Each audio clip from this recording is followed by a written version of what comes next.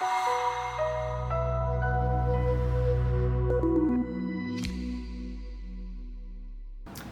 I'm Eric with the HI EMIM Africa Fund. I want to give you the September update. The fund was up about 1.4% during the month. The return was entirely from our fixed income portfolio. There was a small negative return from our equities.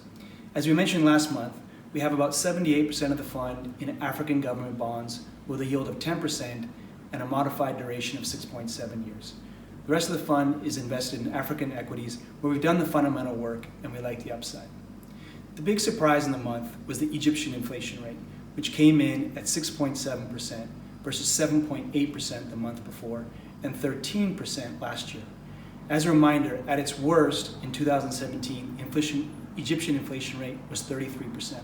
So this is a good sign that all the work the Egyptian government is doing to reform the economy and control budget deficits is having a good effect. The central bank was able to cut rates by 100 basis points to 14.25%.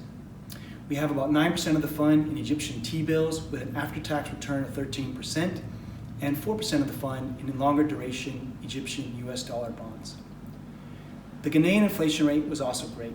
It came in at 7.8% versus over 9% the month before. At its worst rate in 2016, the Ghanaian inflation rate was 19%. So again, like Egypt, this is a good sign that the reform-minded government in Ghana is doing a good job to stabilize the economy and improve the inflation rate. This was one of our top takeaways from our trip in August, where we thought this country just isn't getting enough credit. GDP growth is 6% and the government's doing the right things. And as a result, we have about 5% of the fund invested in Ghanaian local bonds with a yield of 19% and 5% of the fund invested in longer duration Ghanaian dollar bonds. In Kenya, the September CPI was just 3.7%. This is down from over 5% the month before.